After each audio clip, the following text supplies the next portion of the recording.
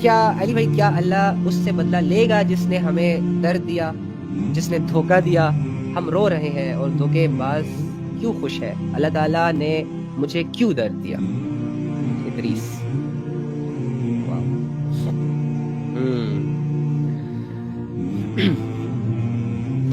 یار دیکھو،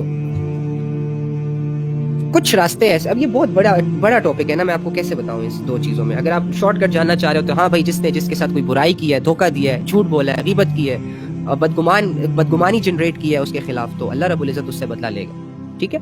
اور وہ بدلہ کتابوں میں مختلف طریقوں سے بھی آ سکتا ہے کہ ایک انسان ہوگا، وہ پہاڑوں جتنی نیکیاں لے کر آئے گا، لیکن ایک آ جائے گا اس کا حق لیا ہوگا، دوسرے کا قرض دینا ہوگا، تیسرے کی غیبت کی ہوگی، تو وہ اس کے اعمال نامے سے اس کی نیکیاں لے کر جائے گا. اور پھر ایک اینڈ لیول یہ بھی آتا ہے کہ جب اس کے پاس نیکیاں ختم ہو جائیں گی تو پھر لوگ اپنے گناہ اس پر تھوپ دیں گے. تو بدلہ تو لیا جائے گا، حساب کتاب تو ہوگا ہی ہوگا. لیکن میں آپ کو ایک بات بتاتا ہوں، ہمیں دھوکہ کب ملتا ہے، اسپیشلی آج کل کے جو دھوکے ہیں. اگر تو آپ معصوم ہیں، آپ لاچار ہیں، آپ نے اللہ کی حدودوں کی خلاف ورزی نہیں کی، آپ بالکل سنسیئر تھے، لائل تھے، اور پھر ایم ہی کوئی اٹھ کر کسی نے اپنے مقصد کو سامنے رکھا، کسی نے اپنے مفاد کو سامنے رکھا اور تمہیں دھوکہ دے دیا، تو واقعی یہ ایک جرم ہے، اور تم پر ظلم کیا گیا ہے، اور تم ایک مظلوم ہو. اور اس کا ریوارڈ یہ ہے کہ مظلوم کی دعا اللہ فوراً سنتا ہے.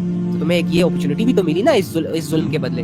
اور دوسری چیز یہ کہ دیکھو، اگر تو تمہاری بھی کوئی غلطی ہے، اگر تم، یعنی کہ جیسے کہ آج کل ہم دھوکہ دے رہے ہیں، جیسے کہ کسی سے عشق اور مشوقی میں انوالو ہو جاتے ہیں، یا کسی محبت میں انوالو ہو جاتے ہیں، پھر جب وہ چھوڑ دیتے ہیں یا چلے جاتے ہیں، ان کے افیئرس کا پتہ چلتا ہے، تو ہم کہتے ہیں اس نے ہم سے دھوکہ کیا.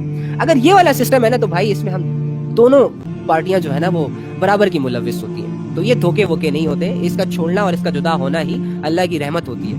کہ شکر ہے کسی کی وجہ سے تو اس عذاب سے جان چھوٹی، ورنہ یہ گناہ تو اسٹل چلتا رہتا. تو ایسے والے جو دھوکے ہوتے ہیں نا، وہ کوئی دھوکے ووکے نہیں ہوتے. تو اس کو ہم نے ویسے ہی دھوکوں کا نام دیا ہوا ہے. ٹھیک ہے؟